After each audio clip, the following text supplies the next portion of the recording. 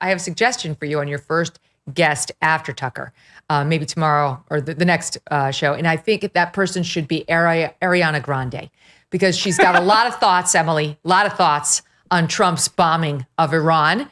And she has endorsed the AOC tweet saying that he should be impeached. Ariana Grande, who, as far as I know, has done nothing other than sing and dance, which is fine. She seems to be very good at that.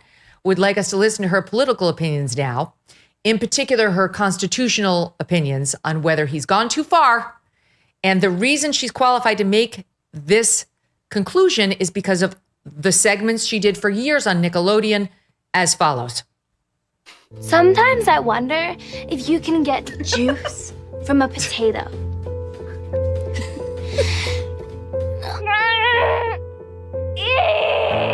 Did that air on Nickelodeon? Come on, give up the juice. Yeah. Yikes. I'm thirsty. In another video, Ariana's pouring water on herself in what seems like a very sexual manner. And people started saying, this feels inappropriate for children. That's from the Quiet Onset documentary about the Nickelodeon problems. And she was exploited as a young person. It's not nice. It's actually quite sad. But now she's decided to take that troubled youth and turn it around to make constitutional judgments about our president. Your thoughts? Well, I would love to know if she ever got juice out of the potato, because that is genuinely a good question that I hadn't thought of before. But other than that, I mean, we're about to go back to, I mean, this depends obviously on what the escalation looks like. And we just talked about that. And I know you talked about that with VDH, but if we all remember, the Zoomers don't, what it was like though in around 2005, when public opinion on the Iraq war started to change, it was just a constant onslaught of celebrity armchair punditry about what's happening and the president. And again, like some of the division that people sense in our politics today, it's amusing to some extent to hear Zoomers like be so exhausted and fatigued with it, because I mean, people remember what it was like in the mid 2000s, and it was really, really ugly. I feel like we have amnesia kind of culturally about how ugly politics and culture was during that time in the Iraq War and the Afghanistan War. And it was a lot of that fueled by celebrities wading into these waters in really divisive ways that were also very, I think, offensive to everyday Americans. I mean, we don't have to relitigate what happened with the Dixie Chicks, but part of what did happen there is people took offense to the fact that they were overseas and they were talking about the American president in a way where they were speaking to an audience in, I think it was London, it was in England, and it was just infuriating to a lot of people who like literally burned Dixie Chicks CDs. And I don't think that stemmed exactly from a disagreement with the politics of what they said, as much as it was like, how dare you? How dare you trash talk the American president to people in the UK? Things could get really ugly culturally very soon too.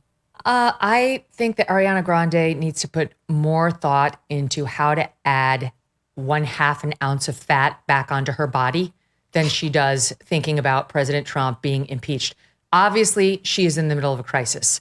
I'm sorry, but this woman looks ill. She is beyond skinny. She looks dangerously thin. And someone needs to do an intervention to help her. I'm not saying this to be snarky. I genuinely think someone needs to help this woman. She's obviously troubled. And I think weighing in on this is just her latest folly. She was caught on camera a couple of years ago saying, I hate Americans. Now here she is talking about Trump needing to be impeached. There's a lot that went on, I think, on that Nickelodeon set that's never been fully threshed out. And I think Ariana Grande should work on her own well-being and keep her constitutional thoughts to herself. We are days away from what has been dubbed by some the Rio Reset, what some worry could be a threat to the US dollar's global dominance in over 80 years. On July 6th, BRICS nations, that's Russia, China, India, and Iran, and some more, are expected to unveil their plans to circumvent the US dollar, thus cratering, its value. Some report that they've already been laying the groundwork as their central banks have been methodically divesting from the US dollar and US bonds in favor of gold. How can you protect your IRA or 401k from the fallout from this landmark shift? One option is to diversify with gold from Birch Gold Group. Historically, gold has been a safe haven in times of high uncertainty, which is right now. Get a free info kit on tax-sheltered gold IRAs by texting the word MK letters to 989898. July 6th could mark a monumental shift happening among nations that control 1/3 of the world's GDP. Arm yourself with information to diversify your retirement savings. Text MK to 989898 and claim your free info kit from Birch Gold.